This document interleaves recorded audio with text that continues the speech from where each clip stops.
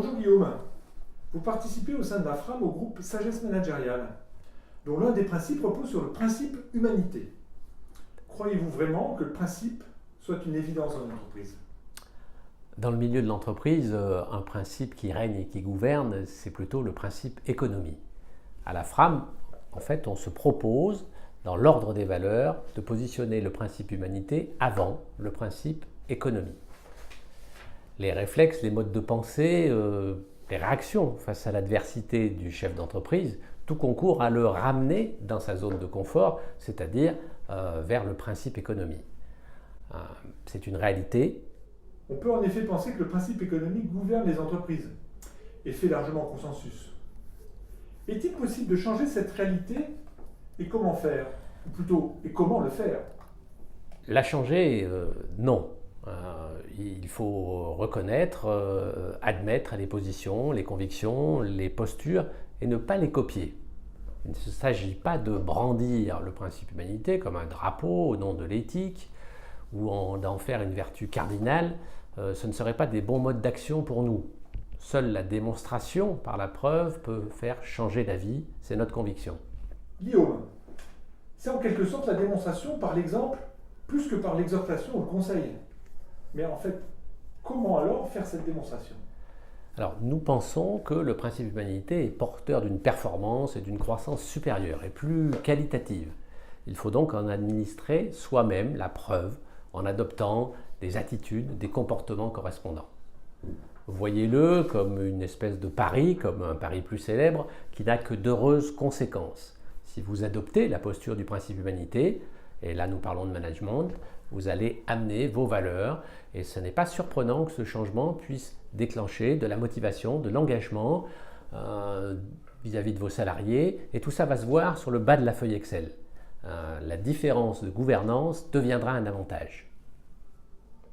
Bon, donc pour être efficace à l'échelle d'un groupe, on fait l'hypothèse d'une adhésion rapide des salariés au principe humanité.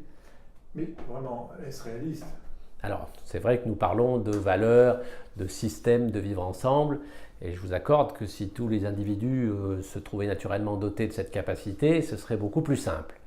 Dans la réalité, c'est un vœu pieux.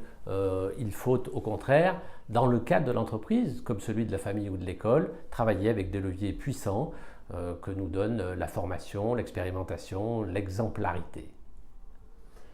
Donc, d'après vous, Guillaume, l'entreprise serait donc un lieu d'éducation et de formation. Est-ce son rôle de se substituer aux institutions habituelles?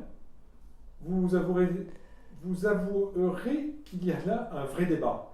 Oui, nous avons eu un débat after work là-dessus et nous nous sommes aperçus que, en fait, dans tous les cursus de management, on enseigne des cadres précis, des disciplines, l'économie, l'organisation, la stratégie. Nous visons, nous, une transformation grâce à la mise en œuvre du principe humanité. Il nous appartient d'apporter cette formation aux entreprises en leur promettant par là un meilleur succès économique. Donc, les entreprises accepteraient ce rôle de formation sur les valeurs et les comportements parce qu'elles garantiraient un succès économique. On en revient au principe économie, non, au final? Encore une fois, il ne s'agit en rien, en management équitable, de bannir la logique économique. Mais si les entreprises appliquent les principes mentionnés ci-dessus et gagnent alors en performance, elles s'apercevront que la production de leurs biens et services a changé de nature sans qu'elles le décident vraiment. Le respect de l'homme, de la nature, de l'environnement, des diversités, un principe de responsabilité vis-à-vis de toutes ces dimensions seront acquis. C'est alors que le principe humanité aura fait son chemin et il finira ainsi par se généraliser sans violence ni révolution. Autrement dit, les entreprises feront du principe humanité sans le savoir, tout comme M. Jourdain faisait de la prose. Pas de révolution donc, mais une évolution patiente, tranquille et silencieuse?